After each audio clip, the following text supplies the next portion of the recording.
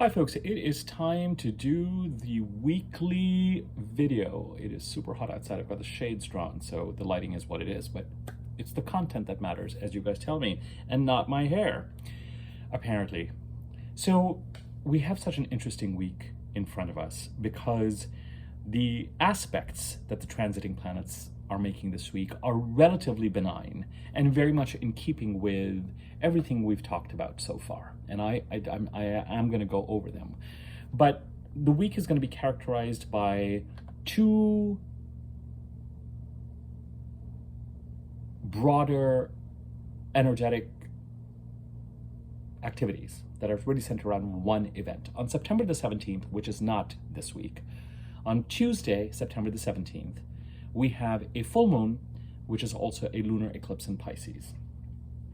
Now, as this week progresses, expect, and some of this is good, and you can probably already start to feel this over the weekend and even now to some extent, expect your energy to restore and expect yourself to become increasingly productive, right? As we head to the new moon, as you know, which was on September the 2nd, just before we become really kind of flat. You know, some of our energy is depicted by or influenced by, or it's up to you as to how you really see astrology. Is it that the planets mirror us, or is it us mirroring the planets, or what exactly is going on? But the bottom line is, as the crescent of the moon grows, and the moon grows in visibility towards moving towards a full moon, when the full disk of the moon is full, our energy returns and intensifies and accelerates. Emotional, intuitive, our capacity to get things done, often our capacity to get things done energetically in this part of the month.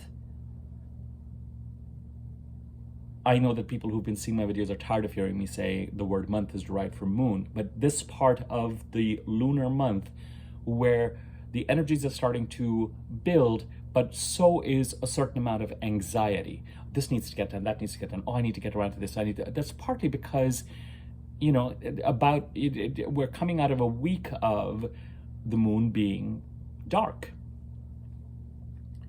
I have likened heading from the new moon to the full moon as a wave that is moving towards the shore, and at the time of the full moon, it crashes.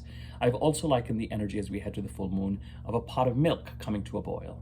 So my favorite week for getting things done productively, as those of you who have been watching my video know, is the week after the full moon, when the disk of the moon is still quite full, but the energies are balanced. It isn't this mounting intensity.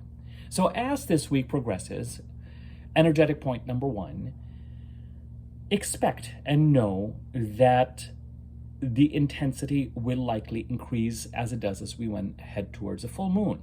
So there will likely be an increase in productivity for many of us. And as we head towards the full moon, particularly later this week, let's say by Friday, but especially Saturday and most of all Sunday, Monday, it could be that enough is going on that some of the energy is actually leading us to a kind of non-productive state, because it's this, shall I do this or shall I do this? And this isn't getting, and that is, and this is confusing, and this is happening, and this, you know, so the unwieldiness affects our energy. The full moon can affect our energy, and as a result of which we may feel like we're not getting enough done, or certain things are getting dropped, or we're not in a place of calm and steady focus to be executing effectively. But for much of this week, at least the energy is returning and it is starting to move in a certain direction. And that, I think, is something to be celebrated and leaned into. And it will not surprise me at all if you just find yourself, generally speaking, that much more productive and that much less inclined to take a nap or stare into space or get lost scrolling on your phone, or, you know, those kinds of things that we tend to do more of when the moon is dark. So number one, energetically as this week progresses, expect your emotional, intuitive, physical energy, your productivity to increase, getting to a point as you head to the weekend when things can even start to become a little unwieldy. They can start to mount emotionally. I'm going to cover more of the mounting emotionality when I do the full moon lunar eclipse video. The second energetic thing this week, of course, is that starting the 10th of September, tomorrow, we enter a month of eclipses. We start the week before the September 17th eclipse tomorrow, and there's then another eclipse on October the 2nd, and a week after that takes us to about October the 9th. So let's just say that September the 10th to October the 10th is an eclipse portal. Unlike the eclipse portal that occurred in March, April, we had an eclipse earlier this year on March 24th, and then April the 8th. The March 24th eclipse was a lunar eclipse in Libra, followed 2 weeks later by a solar eclipse in Aries. They were on the Aries-Libra axis, so they were related to each other.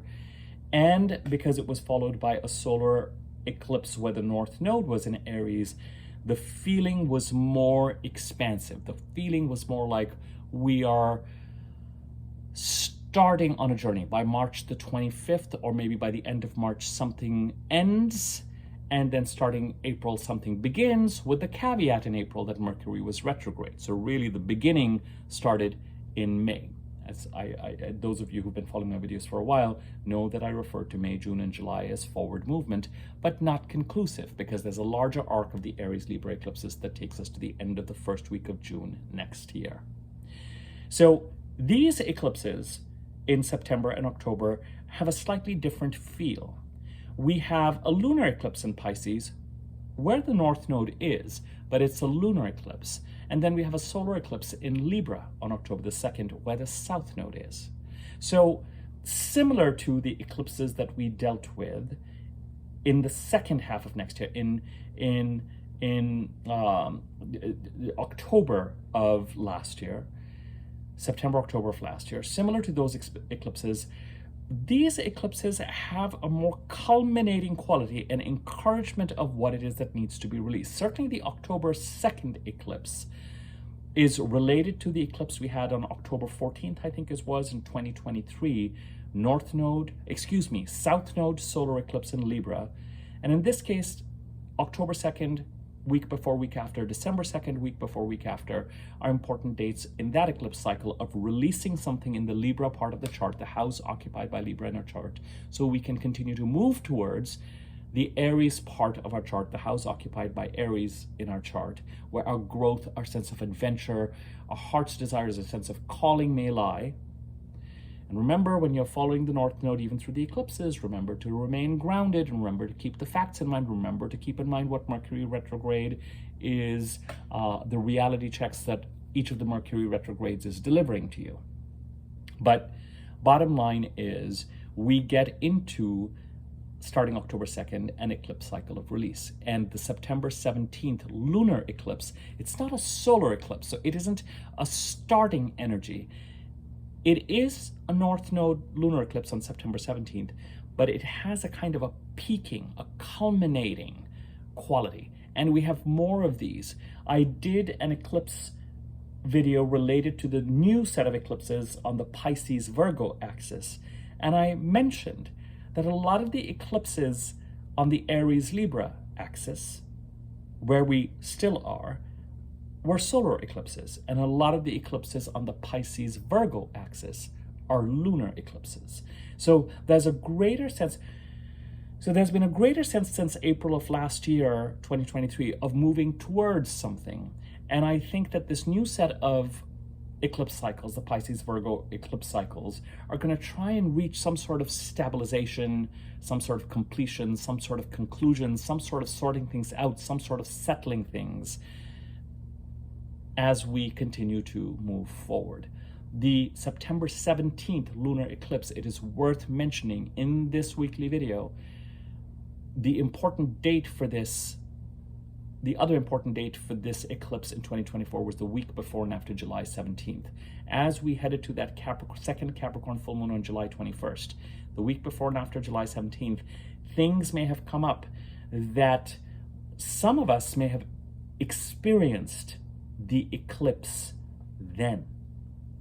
Remember, with a lunar eclipse, as we get to the lunar eclipse, some people think lightning is going to strike as we head to the lunar eclipse. It's less that. It's less a decrescendo, it's more crescendo. So from the week before July 15th, it's as if things are expanding. So by the time the lunar eclipse occurs, for many of us, the energies are already unfurling and they're kind of diffuse.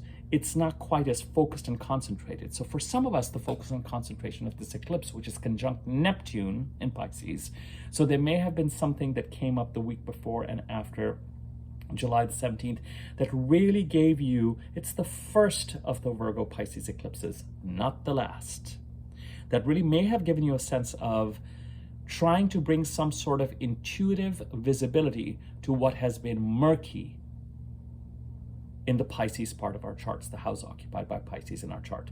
You guys have heard me refer to the crisis in Pisces since 2012, peaking in 2014, 15, 16, 17. I don't know that this particular lunar eclipse is going to bring complete clarity or closure. I think that it starts to make things clearer, but things are not completely clear. It does kind of give a mounting emotional, intuitive visibility towards murkiness. I'm going to cover this ground more when I do the lunar eclipse video, 2 videos from now, or maybe the next video, which however I do it, it's going to be coming up. Clearly it's going to be before the 17th. But as far as this week's weekly overview is concerned, keep an eye out for weather energies or activities which may have felt like they've become dormant again, but I don't think they're dormant. I think they might just be dormant because they're not visible to you, considering this full moon lunar eclipse is conjunct Neptune. As this week progresses, you may start to feel like, oh, these energies I felt in the middle of July as we headed to that July 21st date. And it could just be that you experienced something and you are more inclined, for example, it could even be you taking certain actions to just kind of, I know I use this phrase a lot, dot the I, cross the T. This came up then, just want to circle back, just want to do this, just want to do that, you know, whatever, it's your particular situation. I can't really kind of advise you on that. So just know, energetically, 2 things are paramount this week. We're headed towards a full moon, so the emotional, intuitive, and general energy and productivity is likely to increase, some of which is a good thing. As you get to the end of this week, things may become unwieldy, and watch out for energies perhaps related to the week before and after July 17th of this year to come up again in an eclipsy, somewhat conclusive way, but it's not going to be entirely conclusive. A lot of the aspects that are related to the full moon lunar eclipse in Pisces occur after the lunar eclipse. The sun trining Uranus and Pluto happens just after the eclipse. The sun opposing Neptune and the moon conjuncting Neptune happens just after the eclipse. So we're not gonna, while those are in the works this week, it's gonna be as we head to that eclipse that they're gonna become more intense and more pronounced. And really think of this weekly overview as occurring in the next 2 or 3 videos. That's the weekly overview for the aspects occurring this week, which is what this video is. And when I start talking about the eclipses and the lunar eclipse, the energies I talk about in those videos will, even though those aspects are not exact this week, they will start to point to aspects that may start to gather momentum as this week progresses and we get to the end of this week. As I've mentioned to you before, some weekly overviews, I'm just going Sunday to Sunday, like I am today, or Sunday to the next Monday, or Monday to Monday. Sometimes I will go a few days more because, you know, the planets don't know it's a week. And if I wait till the next Sunday or Monday, it's too late to point out certain aspects to you if they're going to be exact on a Monday or Tuesday, because they're really happening this week. So this video and the next couple of videos are going to talk about energies related to this week. In this video, because we're still early in the week, I want to talk about, of course, we're heading towards a full moon in a little over a week. We're heading towards an eclipse in a little over a week, and it's a full moon lunar eclipse in Pisces. The last time we felt these energies was the week before and after July the 17th. And It's a series, for the most part, of culminating eclipses, lunar eclipses, and it's the first of a set of eclipses that takes us all the way to February 2027. So easy does it. And then, of course, we've got the October 2nd solar eclipse in Libra, that the next date relevant to that is December 2nd, which is an eclipse of release related thematically to what it is that we need to release in order to move towards the Aries part of the chart, related thematically to what we may have become aware of, and there may have been developments related to this release between October the 14th of 2023 and March 24th of 2024. As you enter the month of eclipses starting tomorrow, this is the next important thing I want to share about this particular week. Remember that eclipses are time when God takes the wheel. We often enter eclipse periods in a state of confusion. And in this case, we're entering an eclipse period shortly after Mercury's gone direct. So we may have the sense of, is it this? Is it that? Is it going to be happening? Is it not? Which direction do I go and what do I do? And what the eclipses do most of all, for so many of us, is that they open doors and close doors. And they give us a sense of, this is the direction that you're meant to move in. And so there's going to have to be an element of surrender over the next month, and surrender does not mean that you stop doing things. Surrender actually means that you show up to everything to the best of your ability and let the universe show you which doors will remain open and which doors will not. Surrender has more to do with not being in resistance to the outcome. Another way to put it is surrender has more to do with not being attached to an outcome, or not assuming that you think what might be the best possible outcome for you, and let the eclipses do some of that work for you. The eclipses are often also a time and a portal towards significant change. And so we feel those earthquake rumblings. For some people, you are going to experience significant change over the next month. For some people, you get those rumblings, and it's going to be one of the eclipses all the way until February 2027 that's going to really feel like, oh, this is what this eclipse was mounting towards or turning into, or whatever it is. So portals to significant change, God takes the wheel, the veil between this world and the other world, especially in terms of mortality, thins out. You could be hearing more about people passing on, developments related to mortal illnesses or situations, eclipse people and situations. Here's where it's at. Peoples and situations getting eclipsed in and out of our lives. And sometimes with eclipses, particularly something like a lunar eclipse in Pisces, which is a North Node lunar eclipse, there can even be offers, significant jumps. Eclipses are not always changes that have to have a feeling of something is collapsing in order for me to move towards something that I can build. Sometimes moving towards something you can build can actually have a feeling of, oh wow, this offer or this thing could look really good on my resume. Like, oh, it could be an invitation to some sort of a small or big quantum leap in some direction as well. So we start entering that eclipse month portal tomorrow all the way till October the 9th. And we're waiting for, we need, you kind of need a downpour sometimes to sort of cleanse the dust off. And we really need, once the eclipses are done, we're really going to have even a better sense as we head past the October 2nd eclipse. As I've been mentioning to you, September, October, November till Thanksgiving are forward movement times. Mercury is direct, Venus is direct, Mars is direct. In September, Mercury is picking up speed. At this point in time, it has a certain amount of speed.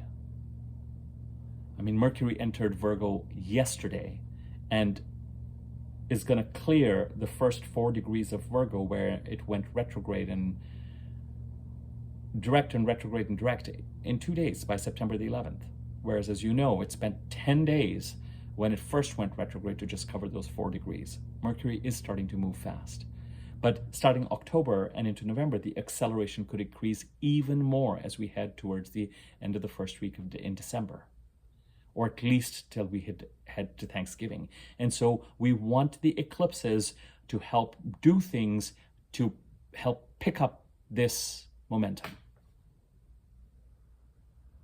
And some element of that is going to be showing up to everything that needs you to show up to the best of your ability and letting the universe tell you what's going to happen, what doors will remain open, what doors will remain closed, so on and so forth. And be open to the significant changes that eclipses bring. I've already given you the message that is more specific to the Pisces eclipse on September 17th, which is a full moon, which is that the energy will increase and some things may come up thematically, either because you wish to close certain things out or because they come up after a bit of a hiatus related to what came up the week before and after July the 17th. Okay, let's talk about the aspects that are being made this week. Yesterday, Mercury entered the sign of Virgo, where it went retrograde at 4 degrees of Virgo.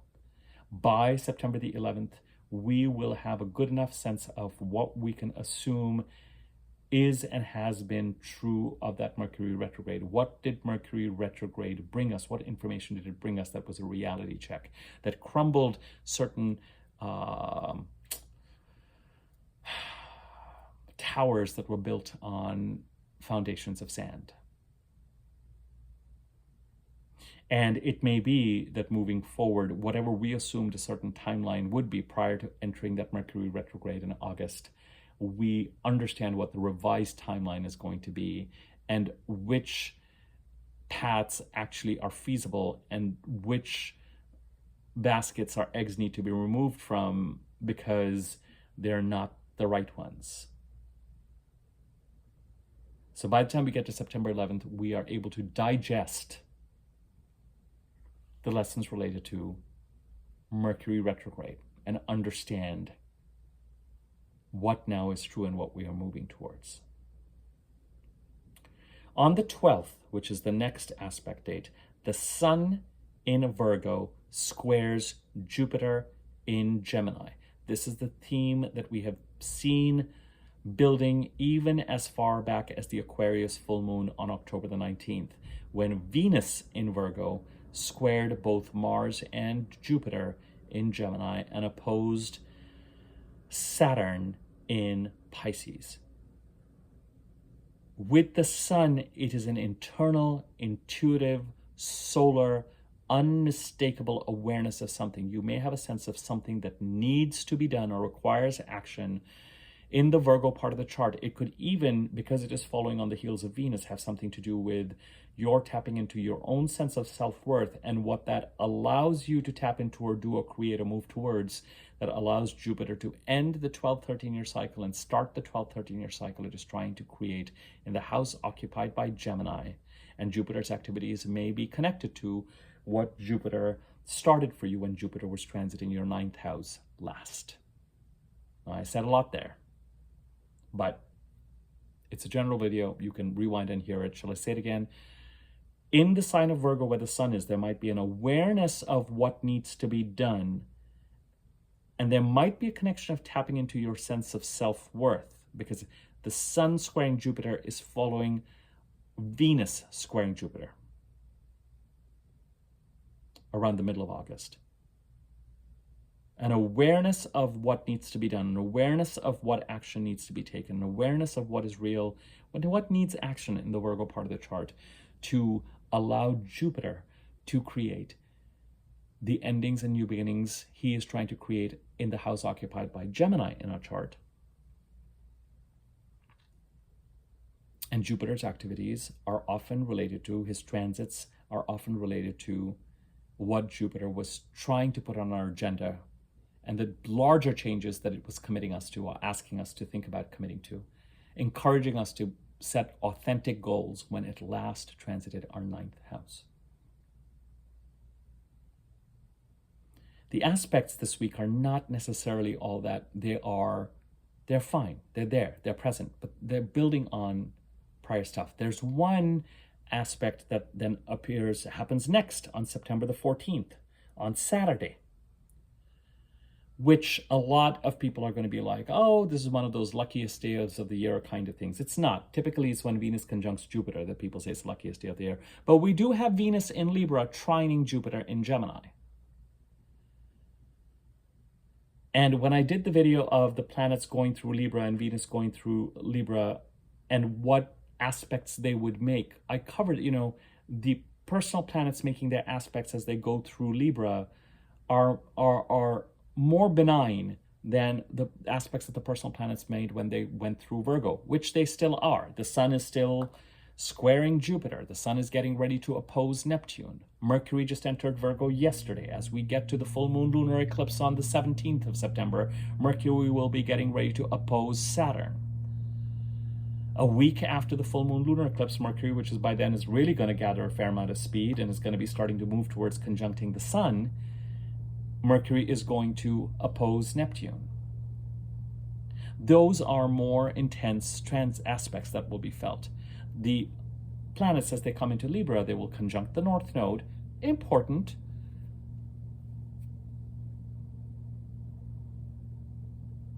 and square Jupiter and oppose Chiron. And all in all, that's okay. It's much more sort of normal. The personal planets are always moving around, squaring, trining.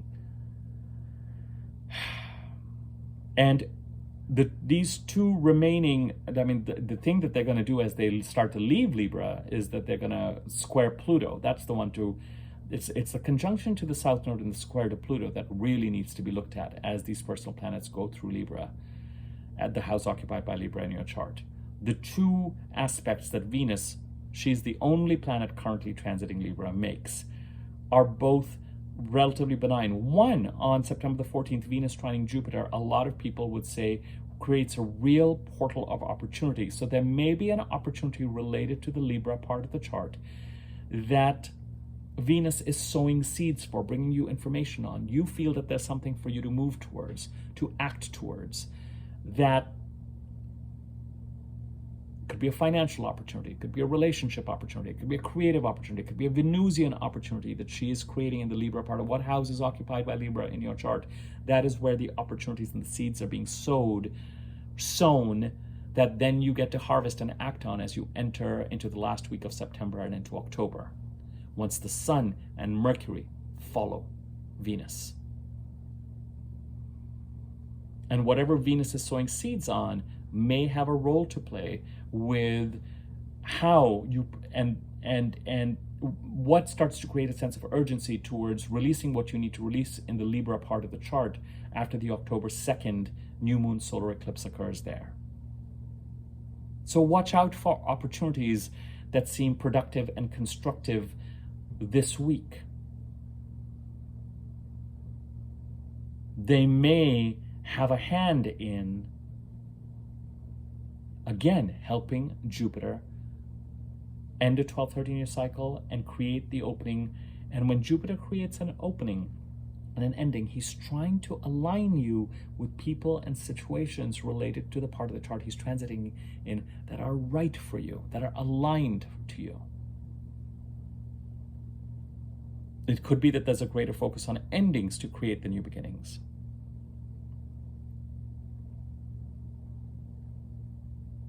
And whatever Jupiter transits, again, I'm saying this for the third time in this video, is often linked to what Jupiter tried to put on the vision board when he was transiting your 9th house last.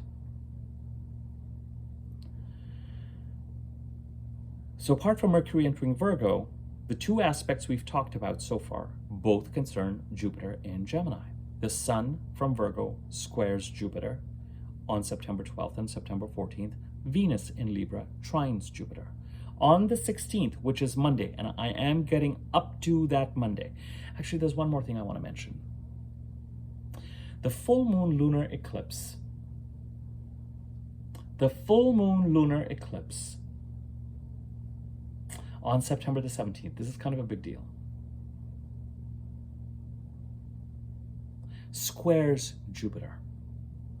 Now, because the Sun squares Jupiter in a couple of days, on the 12th, and the full moon lunar eclipse is until the 17th, it is a separating aspect, and it is a little over 5 degrees.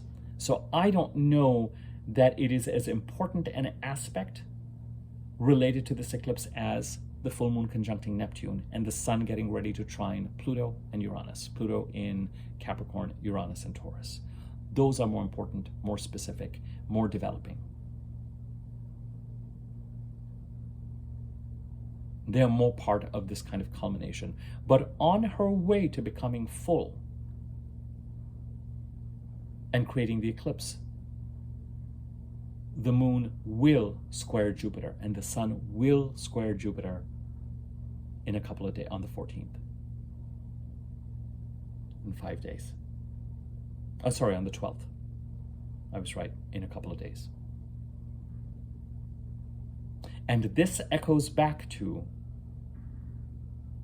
the full moon in Aquarius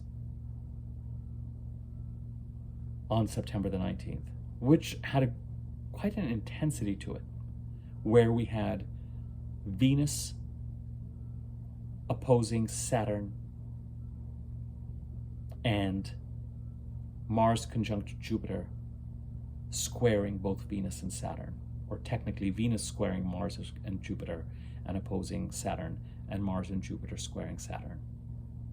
As we head to this full moon lunar eclipse, Mars is out of the picture now in the sign of Cancer, doing its own thing. That's the video I did last. That Mars video, by the way, that Mars video, the direct retrograde video, please don't ignore it. I know that Mars is not retrograde till December, but this is just my I think you all know me enough where I will recommend videos and put videos at the end, often to just say, I'm going to say something in a few sentences, but I've done a separate video on this. So if you need more information, look at that. It's not that usual for me to put a video out there that in the titles I'll say is important, or to actually say, look at that. Because I'm not someone who, if I ever were to do sign-specific videos, I would just tell you to look at what I'm saying about your ascendant sign. I would not say take a look at the ascendant and the sun and Venus, and because I'm not trying to get you to do more of my screen time. But that Mars video, I think, has some useful information and helpful information as we look ahead 9 months.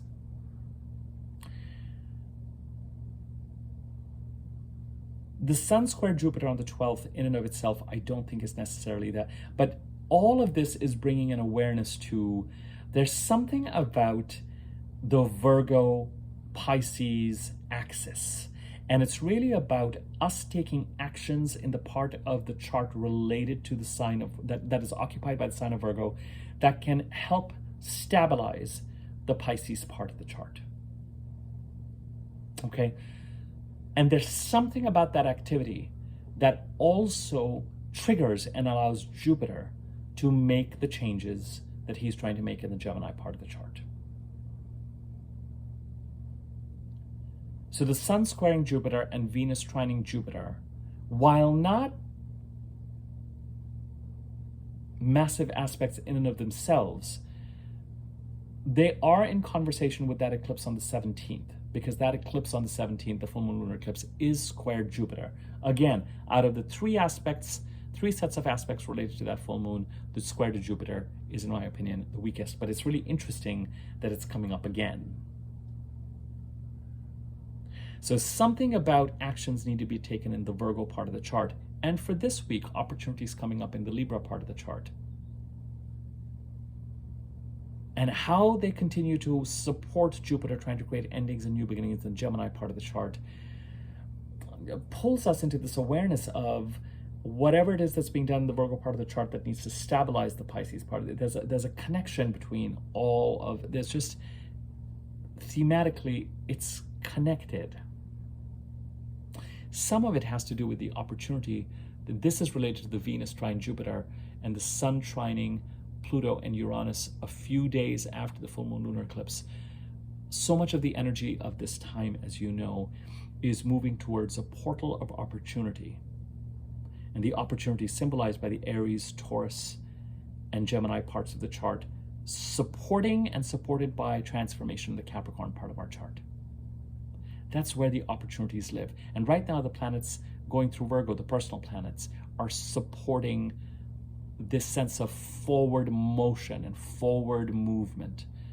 And the Libra eclipse on October 2nd feeds into this. What needs to be released in the Libra part of the chart to help you move in the direction that you need to? But to counterbalance all this is, of course, the idea that simultaneously we need to stabilize what we need to stabilize and structure what we need to structure in the Pisces part of the chart. And it's that same theme that is operating this week with regard to whatever it is that comes up. And to some extent, it's an awareness of what needs to be done in the Virgo part of the chart and doing it and having that awareness and starting to understand that communication around the opportunities created by Venus transiting Virgo in August and all the awareness built by the Sun's transit through Virgo so far are now going to be matched by and met with communications and transactions starting to pick up because Mercury entered Virgo yesterday.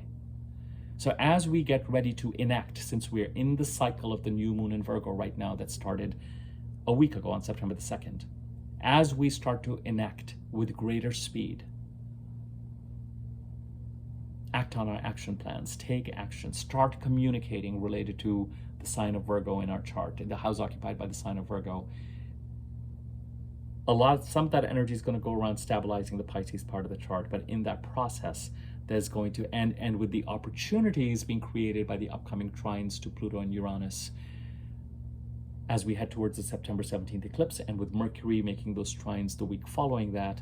This week, we may also get a sense of, oh, as I start to do this, as we start to move in this direction, it somehow contributes to how it is that Jupiter is going to end a 12-13-year cycle in Gemini and start a 12-13-year cycle in Gemini. It sounds a little esoteric, I get it, but just see how it develops. On next Monday, the 16th, Venus opposes Chiron, which is what we would expect her to do.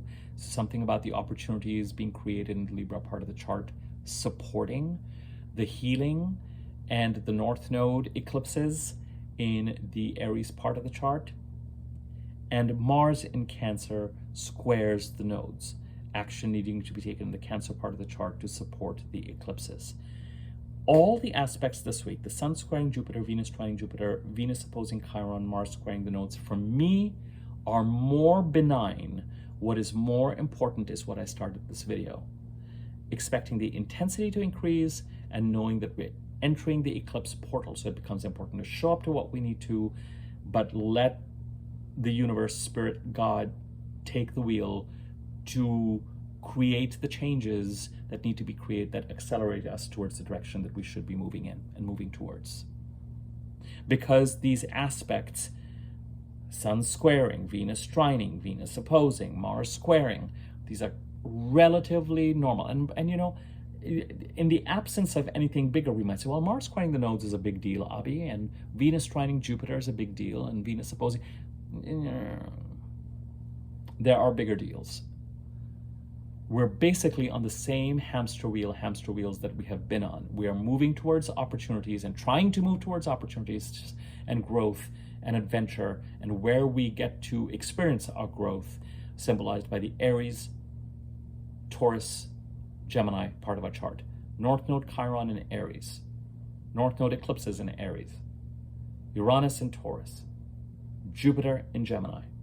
Pluto now in Capricorn, trying to wrap up his transit through Capricorn since 2008, and that transformation supporting these three houses, particularly Uranus in Taurus, and Uranus in Taurus supporting Pluto's transitions and transformations that Pluto has been trying to create in the Capricorn part of the chart. And once Uranus enters Gemini, by which time Pluto is already in Aquarius, the two are going to trine, and that's a powerful astrological event that takes us, that's going to occur in 2026 and is going to start to mount with greater intensity through 2025. And the other hamster wheel that we're on is let's stabilize whatever needs to be stabilized, excuse me, in the sign of Pisces. And the 4 or 5 aspects this week are very much in line with that direction. As far as this week is concerned, the bigger deal is we're heading to a full moon and the eclipse portal opens tomorrow. So watch for eclipsey, pay attention to eclipsey developments. And the March-April eclipses may have had more of a sense of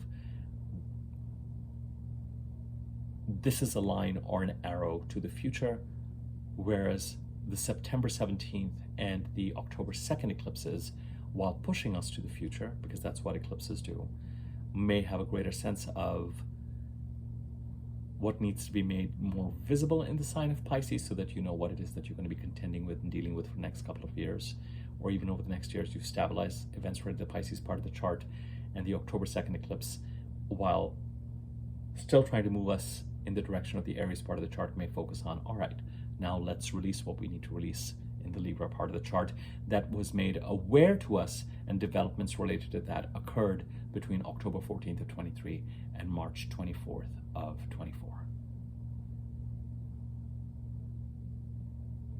As I said, and the nature of these eclipses is very much in keeping with what I've been saying about entering this kind of birth canal after September 2nd, Virgo new moon, that takes us to the end of the first week of June of next year, related to finalizing our journey of change related to the Aries North Node and Libra South Node eclipses.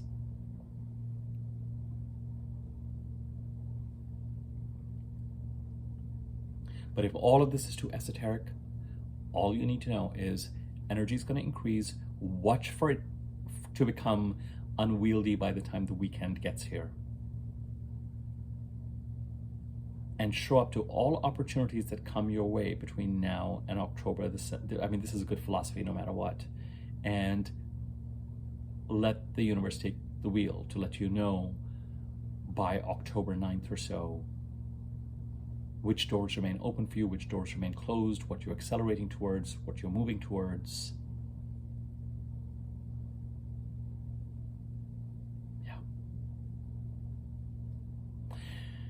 I will expand on the mounting intensity, and I've said a lot already about the eclipses, but there will need to be a full moon lunar eclipse video, which I will do. I may do it next, I may do it a couple of videos from now. I do feel like maybe I first need to just kind of address, even though it'll be a little repetitive, just what it means to enter sort of the month of eclipses. I might do that first and then focus on the eclipse video, but we'll see.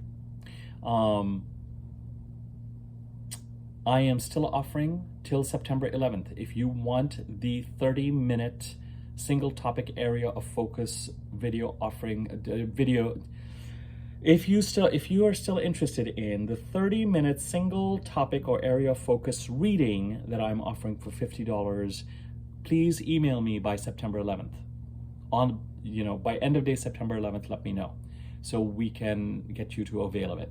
After that, I will increase the rate on it. I'm still experimenting with it as an offering, but right now I'm still offering those so that more and more people can avail of them, and I can continue to get the experience that I want out of them and hone them. And it's been very, very helpful. Regular readings is still on offer. If you're interested in me taking a look at your chart, my email address is in the description box below, so you can email me there and I will send you the relevant information. Subscribe to my YouTube channel if you haven't already. Tell if you found this content useful or any of the content on my channel useful. Feel free to get the word out. Next to the subscribe button, there's a bell icon. If you hover over that, there's a wiggly bell on top. Click on that. You'll be notified when I do new videos. You can contribute to this channel by using the thanks button below this video. You can comment or like on the video if you feel so inclined. It gives it greater circulation on YouTube. Have a great week, everyone. I mean, really, the most important thing, and I think on some level we're kind of ready for this, and we need a bit of a push from the universe.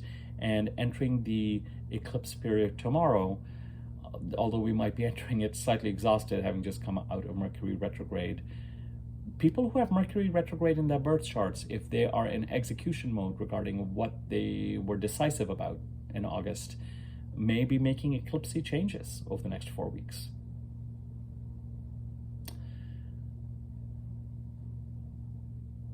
I will leave it on that note. All right, take care.